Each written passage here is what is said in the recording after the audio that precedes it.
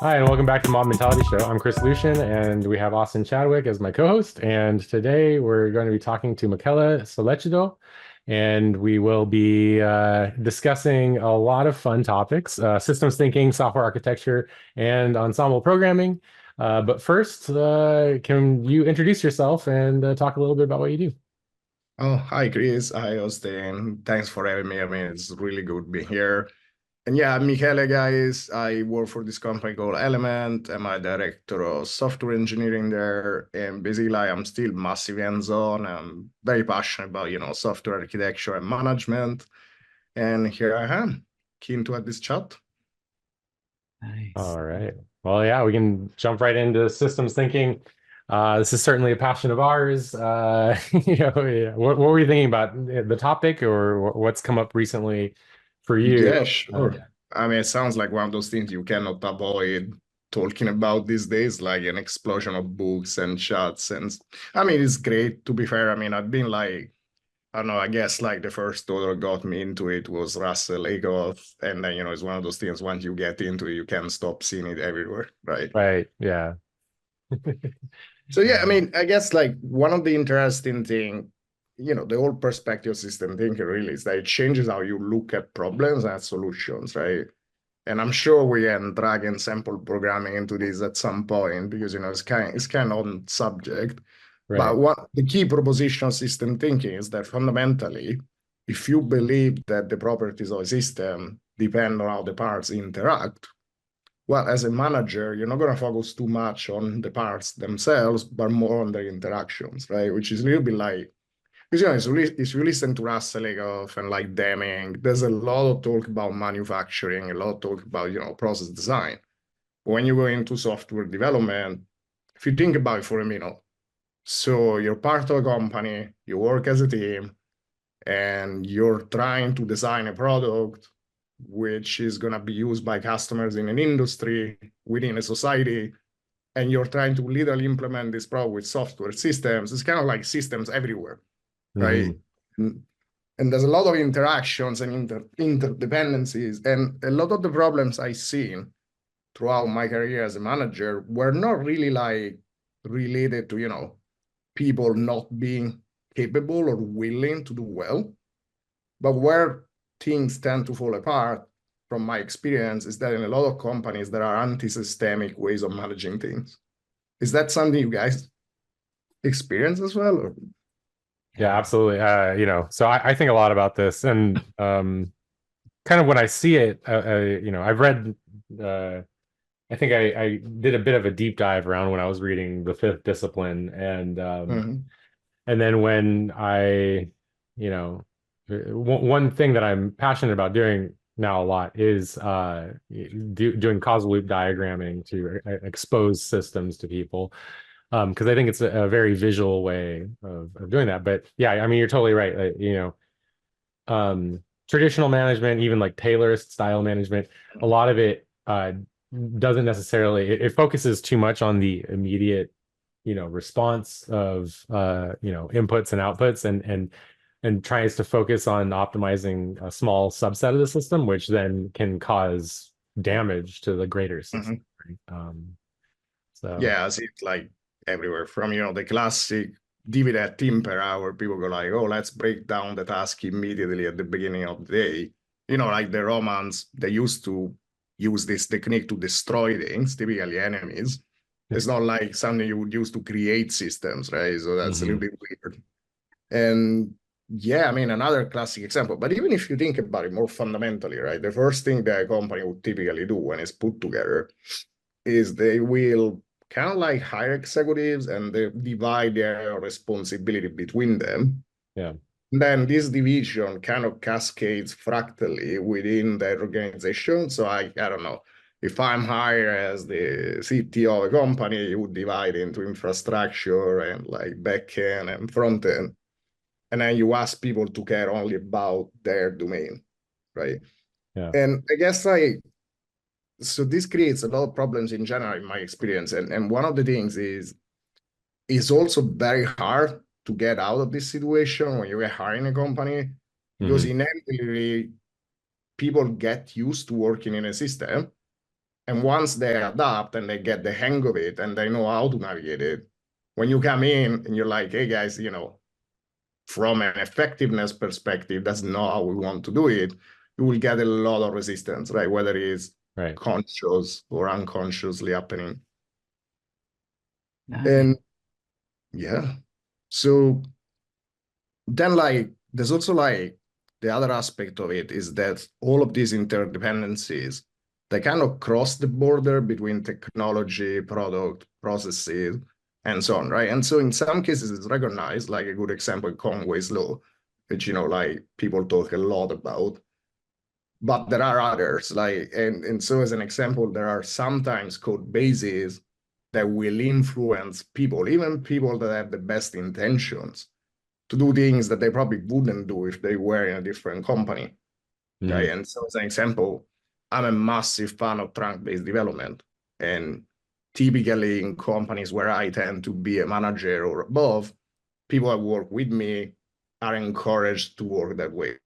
Now, in a lot of cases, if you inherit something like a code base where people didn't particularly pay attention to create ways of testing locally and quickly, it actually becomes a big problem. And so, if you don't have the level of coverage and the level of feedback you need, what happens is that people are put off by the risk that's involved into doing it, and they would create workarounds which would get a situation worse, right? So you get loops, basically. There's also an aspect of technical that is not often talked about, really, but how it will influence the behavior of the people themselves that would then make it worse. Have you guys seen this in the wild, or? Yeah, absolutely. And I think your perspective is quite fascinating to me, because I often see the system kind of from the team or one of the parts, as you mentioned before, like starting there and looking out kind of thing. And I think you and Chris kind of sit at a higher level looking down, so to speak. Chris looking down upon me, yeah. I'm just kidding. And yeah, absolutely. I mean, it's, I think the system and the whole system matters a lot, and the parts matter a whole lot. But I think for virtuous and good things to happen, like trunk-based development, without system level changes, are very, very difficult. It takes an extremely courageous person or set of people to make it happen despite the system, right? And so I've definitely seen that at play, where a lot of the efforts, the system destroys it for a lot of people.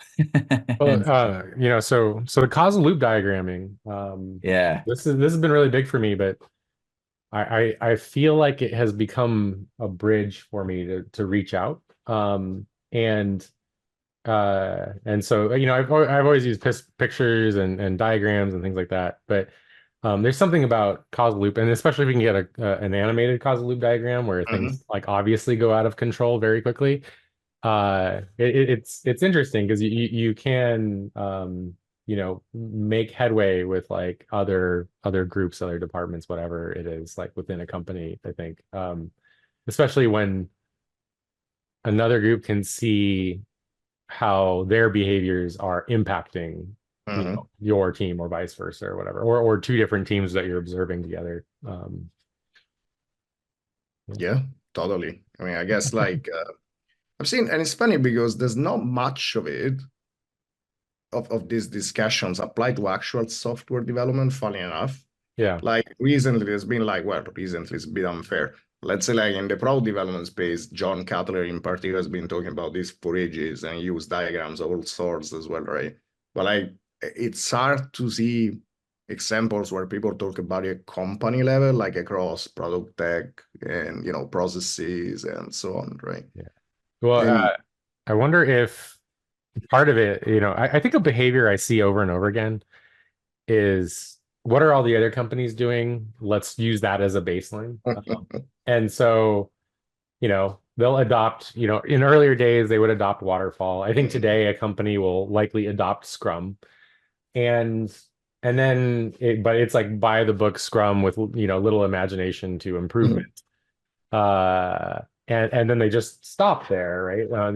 There's no contextual information within um, your own group. So even Scrum ends up not being useful the way that Scrum was intended to be, right?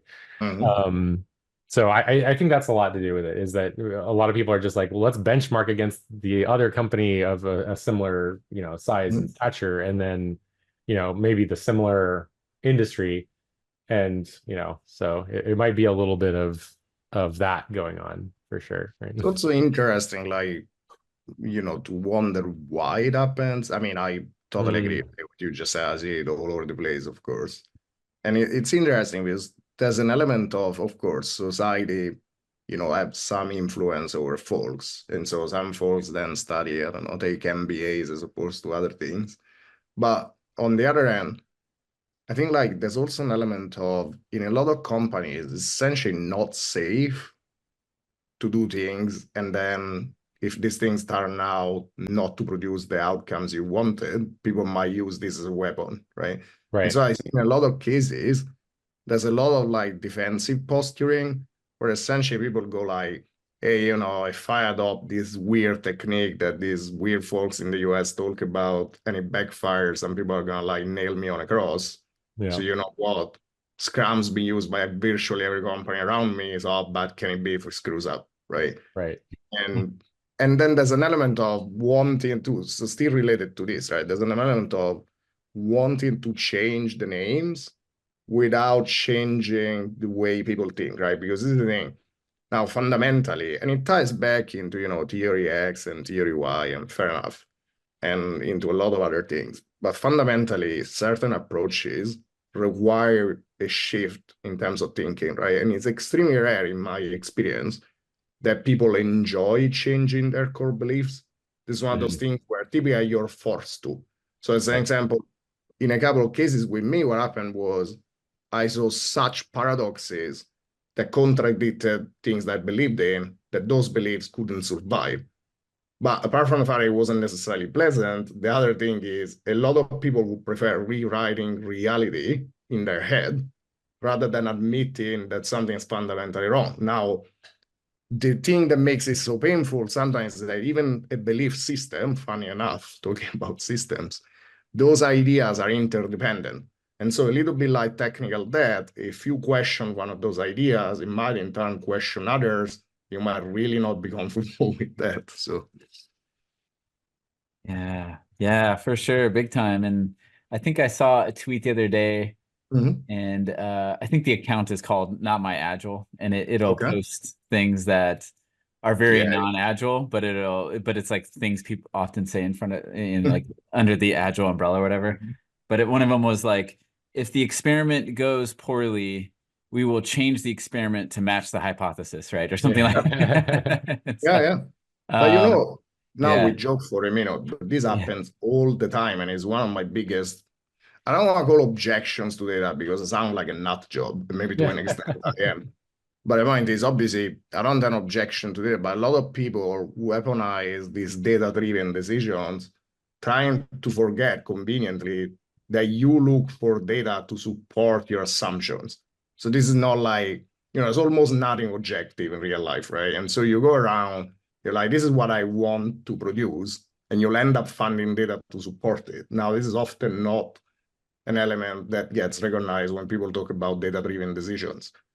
That data was produced by people that wanted to support something, that had biases, that, all sorts of things, right? I think like Jeff Bezos mentioned something like this some time ago, but yeah. Yeah, well, I think it's usually just arming yourself with data so that you can argue with data, right? And I think that's effective when everybody in the room has similar access to the data that they want to argue with.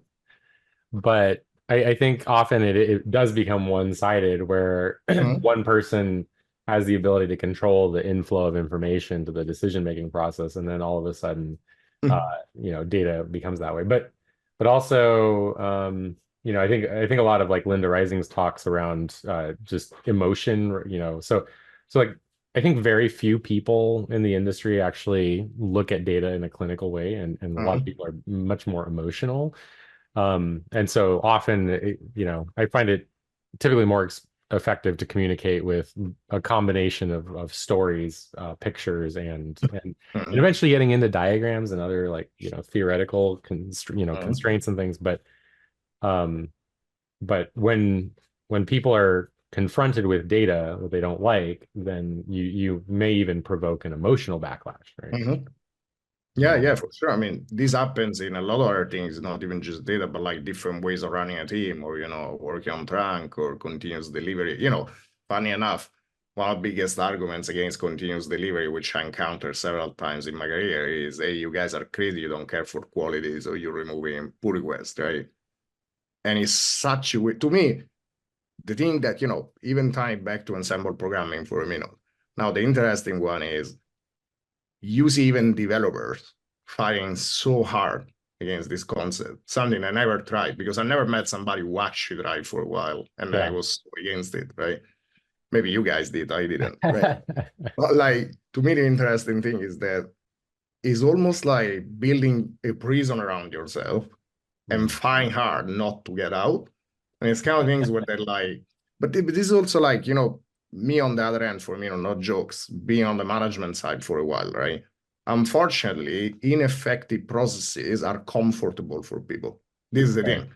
It tends to be a real point of comfort because people go like, I'm waiting for CI and everything is messed up. I need to run it 5 times. So, I'm going to take it easy. And if we don't produce anything at the end of the month, well, I can always blame it psychologically on the process. It's not even defensiveness in terms of like people wanted to blame it for it, but it's mostly like defensiveness towards yourself. It's like not admitting that we're working in such a messed up way. It makes no sense, right?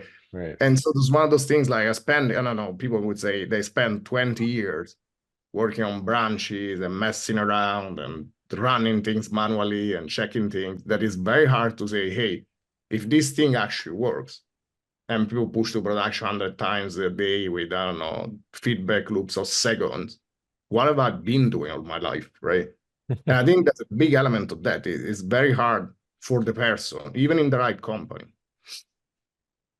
Yeah, for sure. Yeah, and I think what's so interesting on the flip side of that is if you are in a culture system where it is changing core beliefs, running real experiments, making real changes happens, it actually becomes quite fun. I almost feel like it's like public speaking, right? Like I don't know if it's an urban legend, but they're like statistically people fear it more than death, right? But once you start public speaking, it actually becomes quite fun, right? And I think it's the same with core beliefs and practices. It's like once you get good at running experiments, being like, wow, I was wrong, and look at, there's this better thing, let's do it. It actually becomes quite fun and enjoyable, and that becomes comfortable, that process. But the leap to get there is quite large, as you talked about, kind of like you said, the prison built around yourself, or like the prison with the doors locked from the inside kind of thing. Since you're coming at it from a leadership perspective, how do you address it? How do you address the system when you see that kind of behaviors happening, where people changing the experiments to match the hypothesis kind of stuff? Yeah, I mean, you mean like with regards to the data or like the ways of working or what? Any of it. Yeah, pick one. Yeah, I mean, in terms of like ways of working, I think like, a lot of people would tell you that you can change things slowly. Perhaps you can. I've never been like kind of guy who managed to, so maybe I'm just not particularly good at it. And this, I mean, even from a technical point of view, right? Some folks might swear that I don't know, we swear by inheriting a messed up code base and chipping at it until it becomes amazing over time. I never seen it as a huge thing. Like and the reason why, going back to systems, is because if you try to pull apart, the other parts will fight back, right? Now, the interesting thing is that typically systems are accumulated layer on top of layer of things that work well together. Now, like it or not, whether they work well together in your favor or in the company's favor is a different discussion, but they pair nicely with each other. So if you try to introduce a change in one of the parts, inevitably ain't gonna work that well with the remaining parts. So that's something that happens a lot, right? And so as an example, if you already have an organization, say you inherit, and these people are used to work with like not cross-functionally, with tasks that are individual tasks, there's performance reviews that are done individually, right? And like we do individual tickets and Scrum and estimates and I don't know, whatever, pull requests, then the problem is, where do you start, right? Because, well, if you start by trying to say, hey guys, why don't we just swap an entire team and do this thing? Well, nothing's gonna work. And people are not gonna be willing to try it because they're like, hey, but if we try together as a team, but then I'm still gonna be judged individually, well, how's that gonna work, right?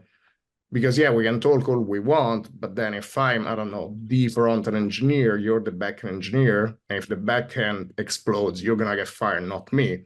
Are we really a team, right? And so Yeah. I think like one of the things that I try in the past, when I don't have access to people from my network, I can pull in to act a little bit like seed crystals. So the way I tend to do it is I run a few questions with people. I'm like, hey, folks, what do you think if we were to try an experiment and we wanted to put a small amount of people to try something different and see how it goes? And if we like it, we can discuss it later on, right? Which is also a great way of framing it for people above you when you got some, and typically you do. Because, if you're coming and you're like, oh, I'm just going to change the whole show and how it works, it's a great way of either getting fired if it backfires or people aren't going to trust you to do it, right? And so, typically when you work as a director or more or less there, what happens is you often get called in to address situations which aren't pleasant, because otherwise typically it's very rare for people to replace people at that level, right? So you come in, people are frustrated, maybe they're losing confidence in the product development department. And on the same time, if you propose large changes which are not, let's use Scrum, people will fight back, both top and bottom. And so they're like, okay, maybe I'm crazy, but if I ask permission to try this with 4 people, 5 people, nobody's gonna go nuts, hopefully. And then you find those 4 or 5 people which are enthusiasts, right? It's those people who try for whatever reason. Maybe some of them read about it or they watch a video, maybe your videos, who knows? Or maybe they tried before, right? And you're like, okay, this is how we're gonna work. You explain it, you spend some time explaining why it's important. And typically what happens is, it's not even that important that initially is very successful, even if from my experience it tends to be. But what tends to happen is that after a couple of days or maybe a week, where people are very defensive, they start to have fun. And this works especially well if people are collocated. Now, I'm not trying to say that people, if they're not collocated, it's not doable. But the effect you get is that the other teams see people have fun. And typically their life is miserable because like in companies don't work this way. It really tends to be miserable.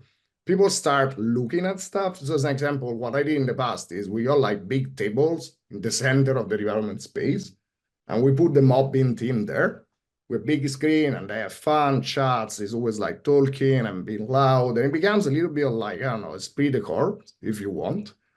And then some people start looking at it, and suddenly around this thing, there's a lot of activity, and people start wondering, hey, can we try this too? And say you having to go and tell them, hey guys, this is how we want to work later on, they will ask you to try it, right? Yeah. Then of course, there's gonna be people that never want to try it. Eventually, sometimes you have to fix it in other ways if it doesn't happen, because to an extent, and this is my perspective, might be a bit controversial. And people might ask, what's the role of management, right? There's a lot of questions like this in the agile world. If we push so much autonomy, if we're all senior, why do we need managers? And my perspective is a little bit like, I don't know, a football team. And so the point being is a lot of people over-focus management on people, right? You always hear people managing. You approve holidays, you give feedback, I don't know, you're supposed to keep people motivated, like if you're some sort of actor on a stage, I don't know. But I think the reality is that going back to system thinking, you should really focus on interactions, right? Which is how we're gonna play it. So as an example, and this is a big impact in interviewing, right? And I'll get it in a sec, but like as an example, if you're the city of Barcelona Football Club, I'm not a big football fan, so I might say something stupid next. But the idea is they do pass that ball a lot. They make it their central tactic, right? Now, you can be an amazing football player, an outstanding one, But good chances are, if you don't enjoy passing the ball, you ain't gonna work out there. They're not gonna change the way they play because you're a great football player. Now, if you think like that, and so as an example, if you think that the unit of work allocation is a team rather than a person, right? And if you go into cross-functional teams, well, then the way you interview is different, because I'm not gonna hire a generic backend developer, say, for company-wide.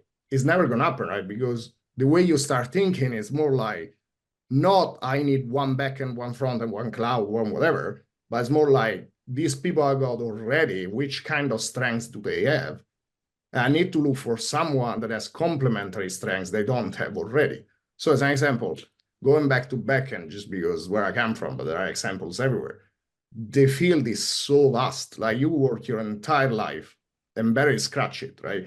You could be an expert at scripting, which I know nothing about. You can go into, database performance optimization, low latency. Once again, all stuff I know nothing about. And then you could go into, maybe you're a software design passionate person, right? Which is my kind of thing. Like, I spend most of my time, well, these days I don't have much time in terms of hands-on work. I spend most of my time designing software hierarchies, right?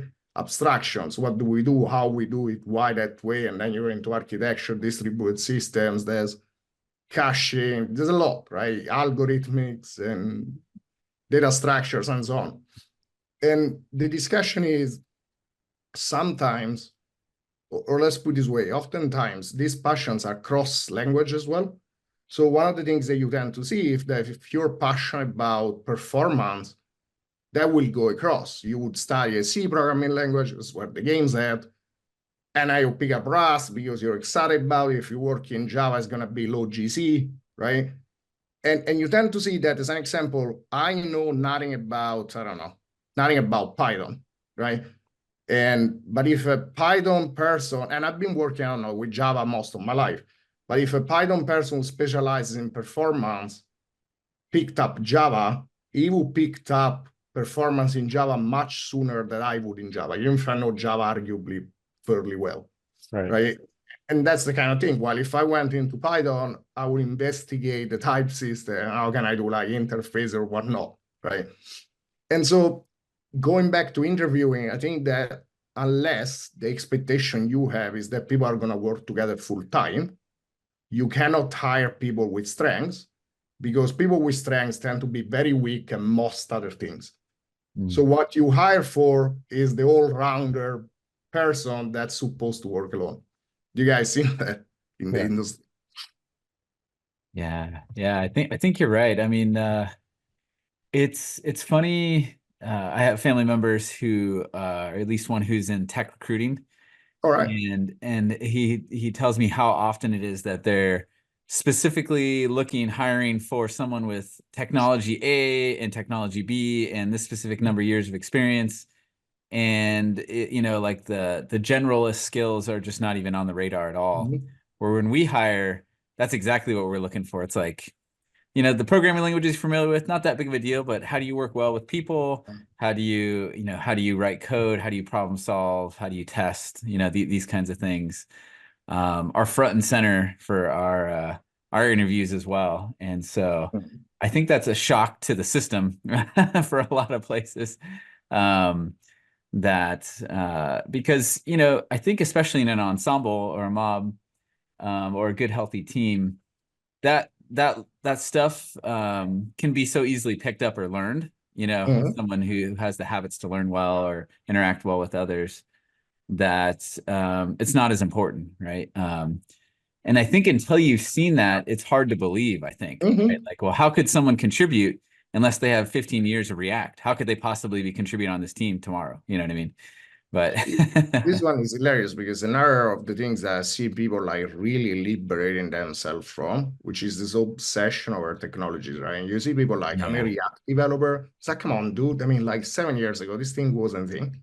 You were not a React developer. In 7 years, you won't be, right? And so the point being is, and I've seen this, like, I think one of the biggest advantages of Ensemble programming is people drop the fear of being judged, right? They do realize it's okay not knowing things because they see other people not knowing things.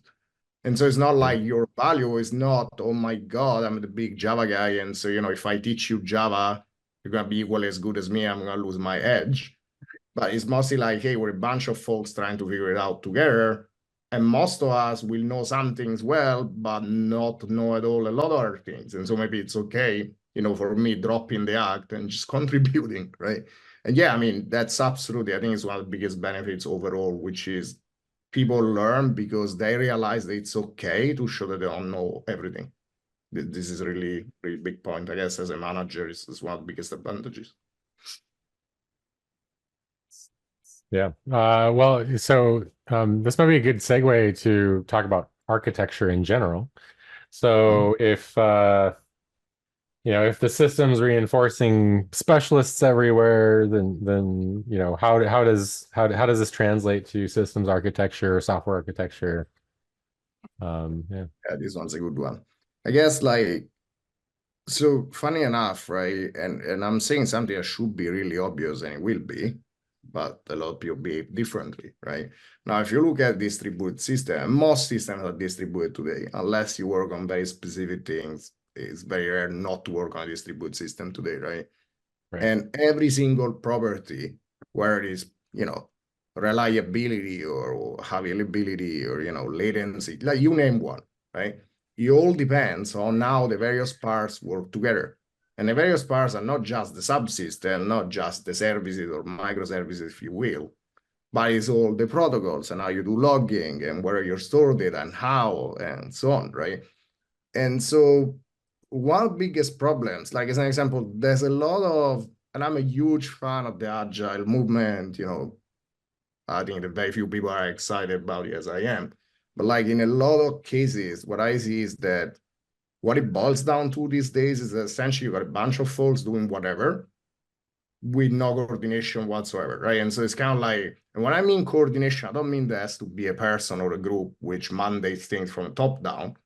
But the problem is that you cannot make your best decision in terms of local optimizations and hope that if you keep making the best decision every step of the way, you will end up in a good place. That's not how design works, right?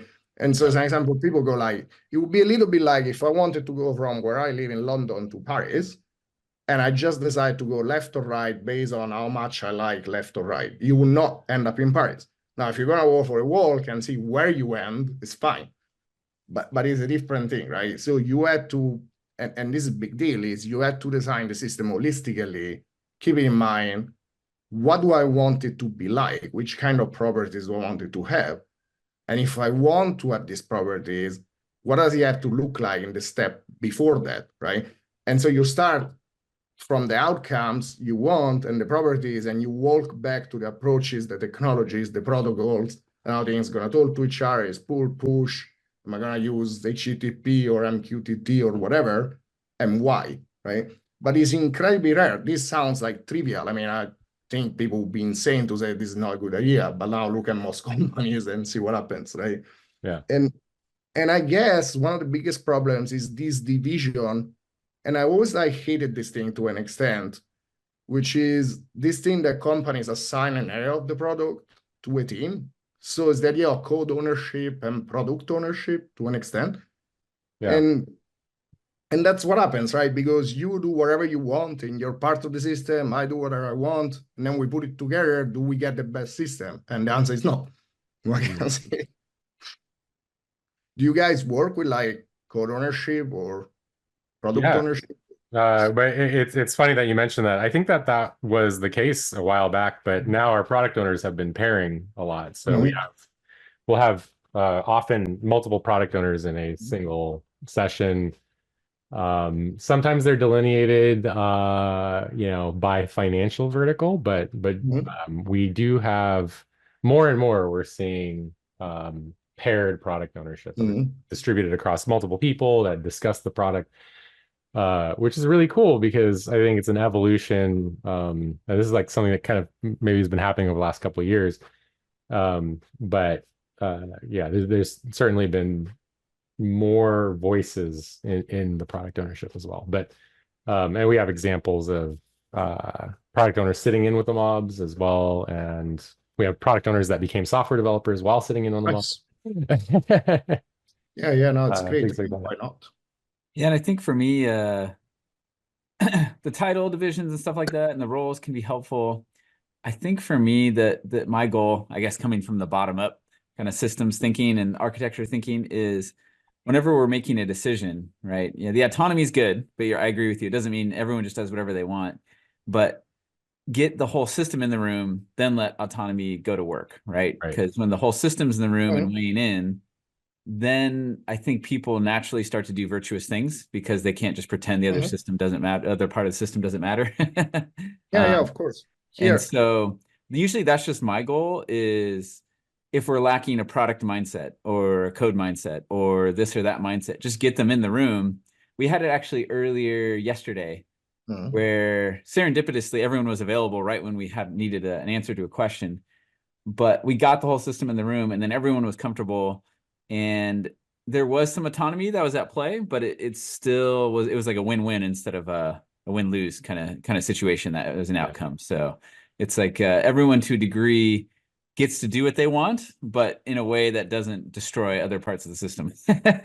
Yeah, of course. I mean, yeah. the point of autonomy is when I mention, it doesn't mean everybody does whatever. I don't necessarily think that everybody should not be free to do whatever. Yeah. It's mostly like you should just do the effort to think holistically. So it's not. So what happens is sometimes people take a part and they want to make it better, but then getting that part to be better makes the overall worse. And the problem is not that you shouldn't have the autonomy, is that you shouldn't want to do it. It's a different game, right? And obviously, people are not really free. There's a lot of pressures. And one of the things that typically, is the incentives really, right? Which is, so as an example, there's a mix of, hey, a lot of companies are on the stock exchange, right? And if you need to grow X% every quarter, you need to squeeze out in exponentially more every quarter. And then eventually you ended up putting pressures that are maybe not healthy, right? Or, I don't know, there's a lot of companies that love putting artificial deadlines to everything. Actually, some folks are even fan of it, right? And they're like, oh, if you don't give it a deadline, nothing will be done. Now, the problem with the deadline is that instead of, kind of like rebasing the old system based on new requirements, people just pile up workaround on top of workaround. Right. Which makes it exponentially harder over time to sustain it, right? Because now you're like, I made this worse, so now if I wanted to do the right thing, it would be less convenient than adding to the pile. And so what am I going to do? Am I going to really have a chat with my manager and explain why this can be ready for Monday? And I have to suffer through this stuff, as opposed to just saying, you know what? She's going to do the convenient thing, both for me and, maybe I'll even convince myself that's what's best for the company, right? And you see this a lot, right? And unfortunately, these things kind of like are reinforcing loops. And so if you're not careful, it will literally kill the technology system and then a company if you're not very disciplined, right? Yeah. And in distributed systems, I mean, this stuff's everywhere. Like you look at things like, so as an example, that's why a lot of companies do observability wrong or tracing wrong, because those require system-wide consistency of standards, right? You got contracts and idempotency is another great example. Why a lot of companies get it wrong? Because one weak link and you don't have it. Or why data protection? Data, we can continue for ages, but yeah. Well, maybe that's a good point to say, well, how does Ensemble help all this problem? It's amazing. I mean, first of all, I think like from my perspective, and I come from a pair programming background first, but then what used to happen is pair programming is really intense, right? So there are two problems in my head. One is that typically 2 people is not enough to like concentrate all the skills and knowledge you need. The second one is that it's really intense. I mean, ensemble programming it is to an extent, because what happens is that people kind of focus on the problem. They don't focus in their own mind, as you're working on your own. I'm not saying people will get distracted, but it's much easier not to work in your head. You're still working, but it's different. Collaborative problem solving keeps you on the edge, right? And then there's a big social aspect. I wouldn't even call it a pressure.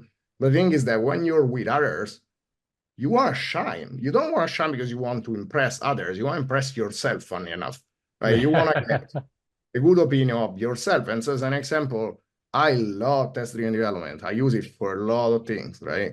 Probably even when I shouldn't. But the thing is, even me, when I'm by myself, sometimes, okay, let me start from the part that I find really interesting of the problem rather than outside in. But when you're with others, it's always like, okay, let's start running a test, like, and then, you know, we're on the same page, and it's just how it is. I'm not gonna, like, I don't know, start scrolling Facebook on my phone. But Facebook is a very, I don't know, old style thing. I'm not gonna like scroll X on my phone for You're gonna hours. open a newspaper. Yeah. Yeah, exactly, right? But I'm not gonna do it, not because it's wrong or not because I couldn't do it. I can. But the problem is you're just fun, you know, you're having fun, you're working with others, it's just not gonna happen. And so, you know, there's an element of that where people are at their best because they're working collaboratively and it's fun, right? And then fun is a super important thing because when people don't enjoy something, they'll try to evade it. It's just how people are, everybody, right? And so if work's a drag, and that's also why technical debt is such an important problem, because it changes the mood. It changes how people look at work. It's way deeper than just like, oh, this thing is a little bit of a problem, right? It transforms people who are passionate and want to maximize work and have fun together, doing great work for your company, into a bunch of people that hate their jobs and they hate working on the code base, and they will try to do the minimum they can, right? So that's a huge aspect of it.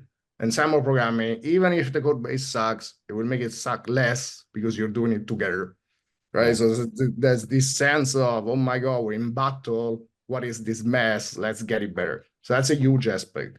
Then there's learning, right? So we learn from each other. I've been doing this thing for a while. I mean, I'm not like, I don't have 40 years of experience, but I've been at it for a minute. And I still learn even basic things from graduates, right? It doesn't matter. It can be a shortcut, it can be a question. It would also, it's just like the other thing is that while you're there and you're doing things, if you're forced to explain to people why you want to do it in a certain way and what the benefits are, it forces you to focus on them. And most of the times you might think, actually, you know what, maybe it doesn't make sense. And maybe in this case, you just go with the flow, right? And it doesn't matter too much. And, you know, and then you see a lot of other things. It's just like people being to different places. So, you know, there are millions or thousands of ways of doing things. And sometimes if you just stay within an echo chamber, all you see is yourself. And I'm like, this is what I know. This is what I do. And you tend up like over focusing on how you do things as opposed to the million things, different ways you could do it, right? So that's another. And then there's all the social aspects we discussed, which is people remove blame games, if it's just the team, which I'm also like a big fan in terms of like removing individual performance reviews, removing individual tasks, and like asking the team to have a work in progress limit of 1. So no code ownership, no product ownership of any sort. You pick up an initiative from a priority queue, work on it by collaborating with stakeholders continuously, cross-functionally on trunk, continuous deployment. You finish, you do it again, right? And this way of working is really liberating because people essentially just do problem solving all day. You minimize meeting, there's not too much waste. I mean, I love it. I don't know if it shows, but I do. Yeah. Yeah, one thing that really jumps out to me is the importance of fun. And I think ensembling and mobbing for me and pairing has always had an essential element of fun to it. And so I guess it's just kind of the water I've been swimming in professionally. But in the youth sports world, I apologize, Chris. I keep making sports analogies every episode now. But in youth sports, I think it's almost like a similar really bad system problem that you see in the businesses that you see with youth sports too, is that the push to deliver and perform is so high, it gets getting pushed younger and younger and younger, and such that you know, you can join these high intensity teams where you do it 6-7 days a week, and you know, play 15 games in a week, and you do that, you know, 11 months out of the year. and it turns the fun, from what I've seen, goes away largely, or it's only in very limited things. Mhm. And what happens is it's like a short-term win. Like performance is higher in the short term, but statistically, kids burn out by the time they get to middle of high school and never play the sport again in their life. And if the goal, even if the goal is to make a pro team, if they stop playing after a couple years, you've not met your goal, right?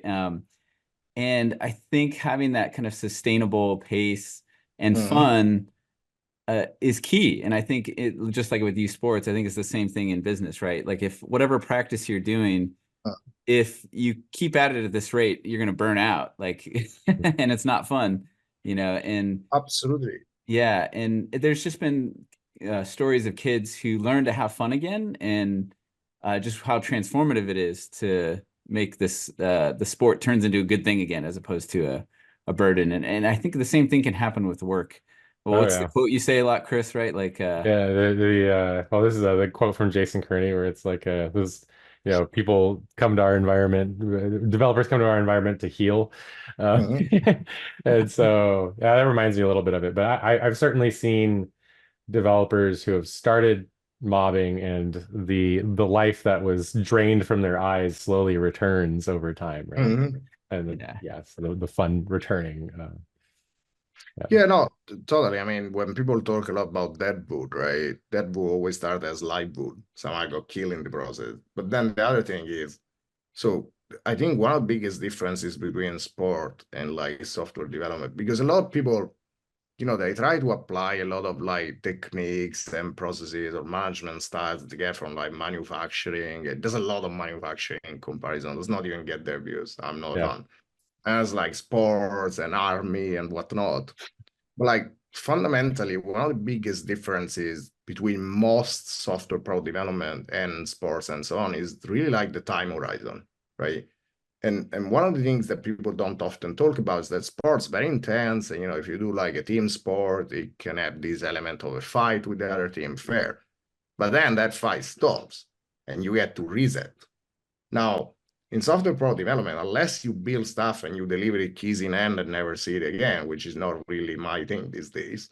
And if you work in a software product company, that thing's gonna haunt you for the rest of your time there. It's not like, it's like saying you want to like build something and suffer through it. It's not, it's really a bad idea. So sometimes, as an example, if I'm tired in the afternoon, I just go home. Because otherwise the point is I will do damage, I will have to undo the day after. This is not just like, it's an important point.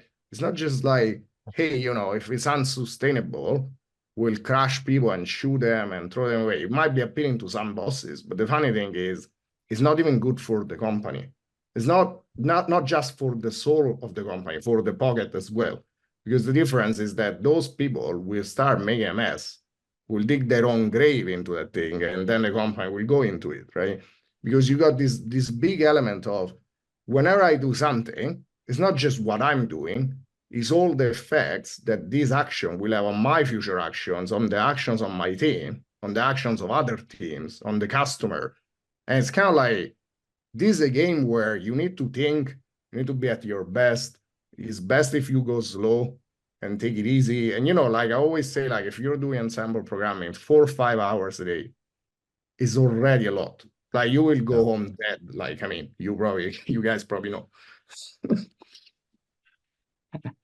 Right on, right on. Well, thanks for sharing. Yeah. This has been a really fun discussion, and we're starting to hit into our time box. But yeah, before we close down, anything you'd like to share or plug before we close? Not at all. It was super fun. Thanks for having me, guys. And yeah, keep it up. Great podcast.